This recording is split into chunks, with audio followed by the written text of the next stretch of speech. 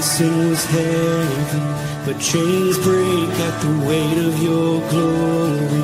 I needed shelter, I was an orphan. Now you call me a citizen of heaven. When I was broken, you were my healing. Now your love is the air that I'm breathing. I have a future, my eyes are open. 'Cause when you call my name, I ran out of that grave, out of the darkness, into your glorious day.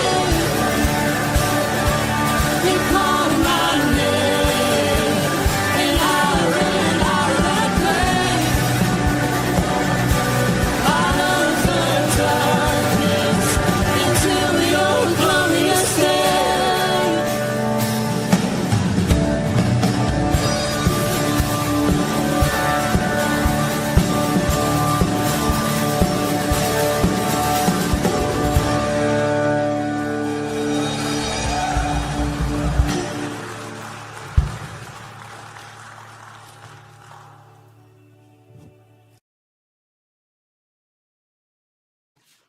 Hey, good morning, everybody. Happy Friday. I hear it's supposed to be a beautiful day today. I mean, it's kind of chilly, but it's going to be a beautiful day. Today, I wanted to do, it's Friday, I wanted to do a living cent for y'all. I was thinking about jumping back into the book, but then I just felt like, man, I haven't done a living cent in a long time. Let's get it. Let's go. And so I'm just gonna preach the gospel today, if that's all right. But before I do so, I'm gonna say hi to some folk. We got Chuck B on here. Good morning, sir. Vivian Davis. Good morning. John Ward. Good morning, sir. Nikki Chason. Good morning. Ken Gooch. Good morning. Karen Thompson is on here. Good morning. Emily Connolly. Good morning. And Bert Reggiani. Good morning, everybody. Happy to see you and be seen by you. And so let's talk about living cent. Let's preach the gospel.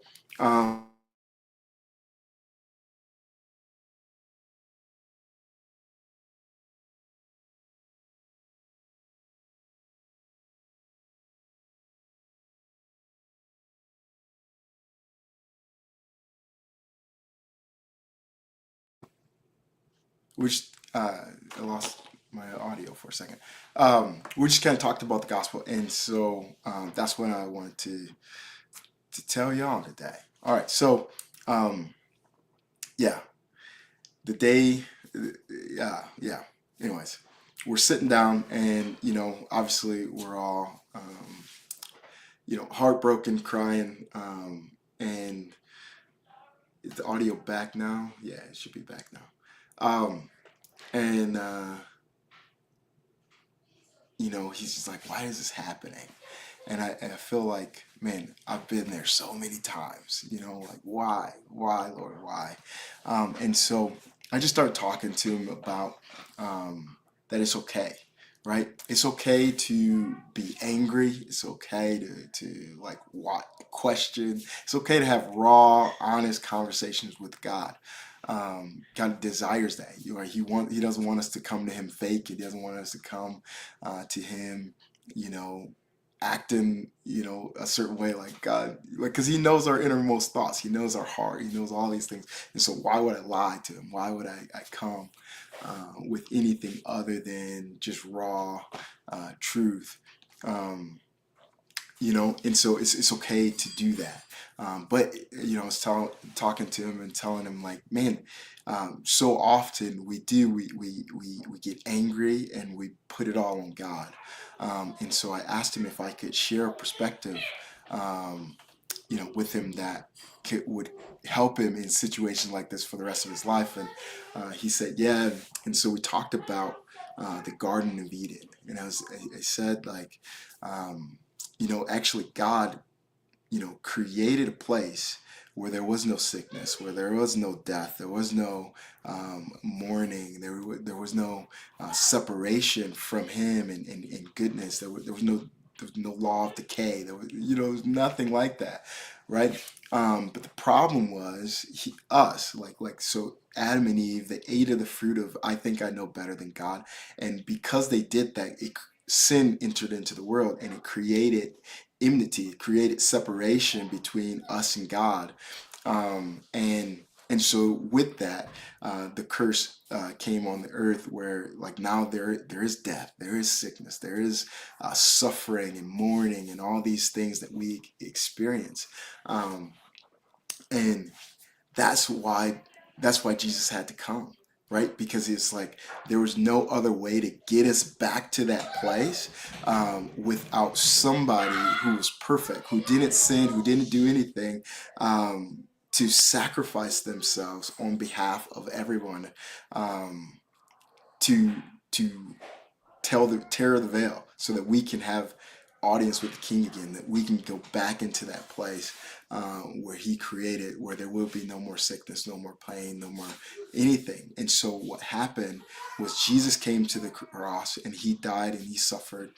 He was marred beyond any other man. He lived a perfect life before all of that, and when he died and rose again, it was to show that the payment was cleared, right? He took the keys from the enemy.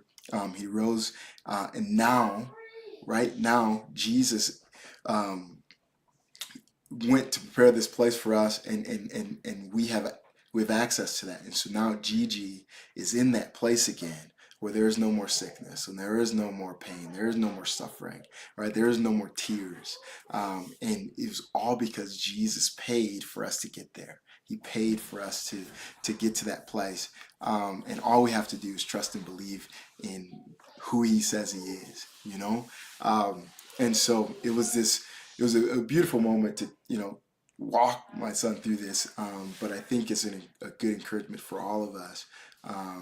Yeah, we might go through hardship, but the perspective of showing like the reason isn't like God isn't, he didn't do these things to us. He didn't like it's because man fell. We fell short, and He is in a constant pursuit of getting us back to that place where there is no more suffering, there is no more pain. He's ridding sin from us for the rest of eternity. And so, yes, will we face hardship? Yes, will we face these things on this side of heaven? Absolutely. But because of the sacrifice of Jesus, we get to go to the place where He originally, intended us to be. And that is a place where there is no suffering, there is no cancer, there is no disease. And the other thing is, the cool thing is when we get there, we're going to be able to see it in full. We're going to be able to see it clearer than even the angels can see it, because we have experienced hurt, we have experienced loss, and so now we know we can actually appreciate the fullness of it, because we've experienced the other side of it, right? Does that make sense? And so I hope this was an encouragement to you and a blessing. Yeah. All right. That's it, y'all. We'll be back here. I think Matt Ryan's got some prayer for us at 9. So make sure you tune into that. Peace.